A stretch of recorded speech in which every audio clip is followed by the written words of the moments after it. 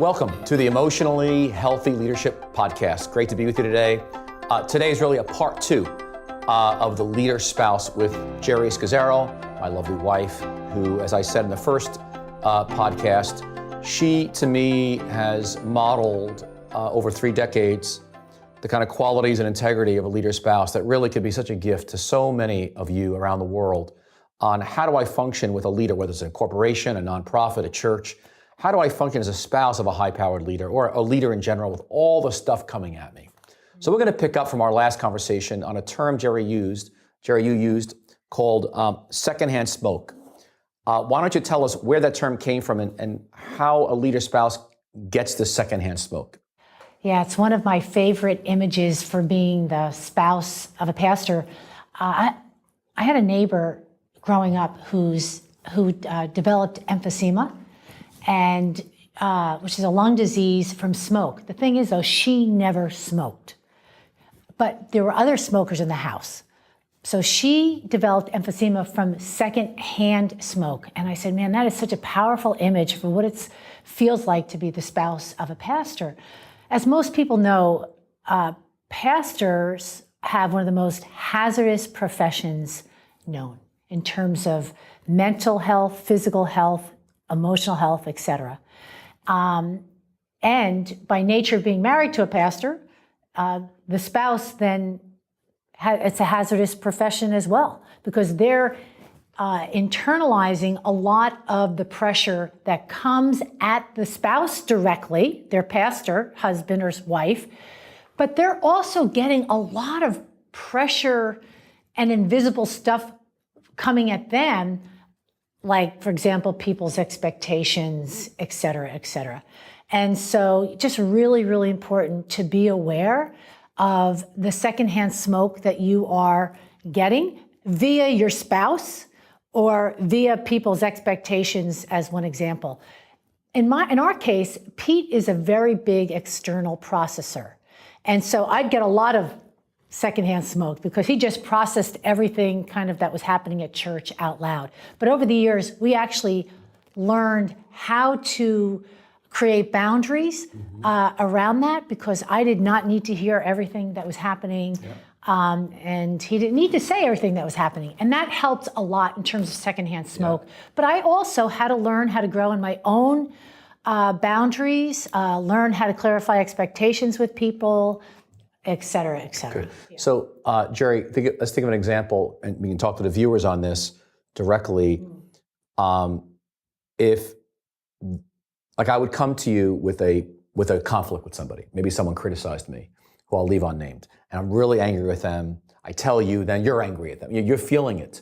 But then I go and I would resolve with that person. We clear it up. Right. And so him and I are good. Right. What would you tell viewers? What do you do in that case? Because that's very common, it happens. You're still angry, right? Because you were not involved. Yeah. What would you say to them about that? What do they do? You know, I think, again, it's the balance of, one, the pastor themselves does not have to tell the spouse everything. They need to learn, what's appropriate, or even what the spouse can take or not take. And then secondly, though, I need to do my own work, my own internal work of making space for example, for Pete to share things with me. And it's an opportunity for me not to be easily offended, for me to check my heart and what's going on inside of it towards people as he shares. So, it's a two-sided thing. And I did learn after watching you get hurt, because once I would tell you about someone in the church or something bothering me, and the same thing goes for a nonprofit or a business, basically you're involved. And I had to learn to not bring things to you, because otherwise I recognized you had a relationship with that person that had to get resolved. And it just complicated things. Right. And one principle certainly is to never demonize people. Yeah. I mean, that's really just a mature leadership thing, is that when we do have difficulty with people, that we don't demonize them. One of the most popular segments of the Emotionally Healthy Woman book that you've written and curriculum is quit overfunctioning. Quit doing for people what they can and should do for themselves. Yes. How does a leader spouse talk to a leader spouse who very often ends up overfunctioning? How do they get out of it? how do they know if they are overfunctioning? Sure. And overfunctioning happens in, I find, most women's lives in particular, because we're just kind of the caregivers we've been the care kind of givers of the culture. But in leadership, anybody is vulnerable to overfunctioning. And so it's so huge. So let me define overfunctioning. Overfunctioning is doing for others what they can and should do for themselves. I'm going to say that again. Overfunctioning is doing for others what they can and should do for themselves. I haven't met really a leader or a leader spouse who hasn't been overfunctioning and has to really grow in that area. So it really applies to all of us. But it's huge, because at the root of overfunctioning is not helpfulness. The problem in the church is that overfunctioning is disguised as caring.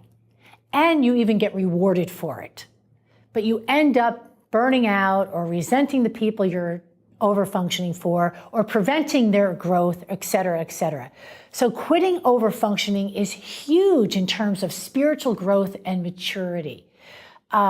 Because at the root of overfunctioning is fear, whether it's fear of losing control or fear of what others think of me, fear that God's not going to come through for me. So it's also key, because one of the reasons your spouse may be overfunctioning in the church is because you're overfunctioning for them at home. So Pete could do the work of 3 to 4 people at church, and I'd be mad at him for doing the work of 3 to 4 people at church. But at the same time, I was totally enabling that, because I was overfunctioning for him. I was doing things that God called both of us to do at home. For example, parenting. And so really the onus lays on the person who's overfunctioning to quit the overfunctioning. An underfunctioner is not going to change. The underfunctioning pastor at home is not going to change. The person who's overfunctioning at home has got to change. So I needed to quit overfunctioning in areas at home or in parenting in order for Pete to quit overfunctioning at church. Huge, difficult, but life-changing. One of the reasons you, in the book, Emotionally Healthy Woman, you say to quit overfunctioning is because it perpetuates immaturity. How does an overfunctioning spouse perpetuate immaturity in their spouse, in the church, in the organization, and other people? Well, I'm going to flip that and ask you, how did I perpetuate or prevent you from growing up in certain areas or maturing in certain areas by doing too much for you? Can you think of one? This interview, I can think of many things. I would say that I was very angry at you. At every time in our marriage, in our relationship, that you quit overfunctioning, I was angry at you. Because I liked you overfunctioning. And I was overfunctioning myself in many areas. So it was hard. And it did force me to grow up. It forced me to grow up in so many ways. I used to carry the anger for our family. Once you stopped being angry and said I quit, all of a sudden I was angry at people, because I realized I would just let you carry that. Right. I'm thinking the area too of parenting.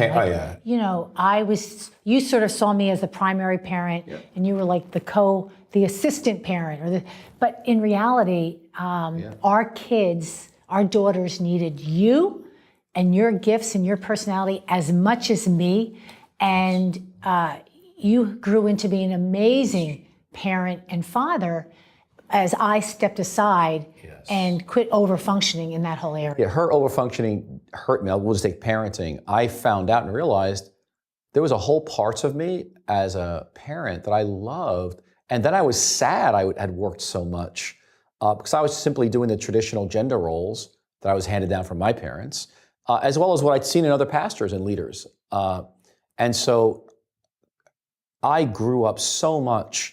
And I remember saying to myself, I wish she was out there working and I was home with the kids.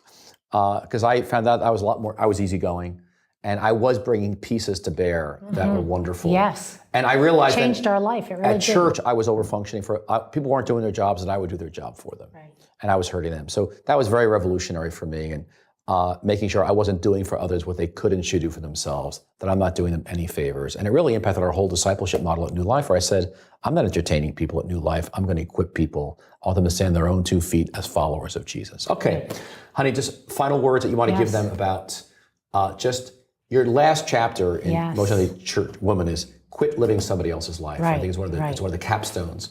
What's a final word you can say to your audience here of what it means to quit living someone else's life and live their own?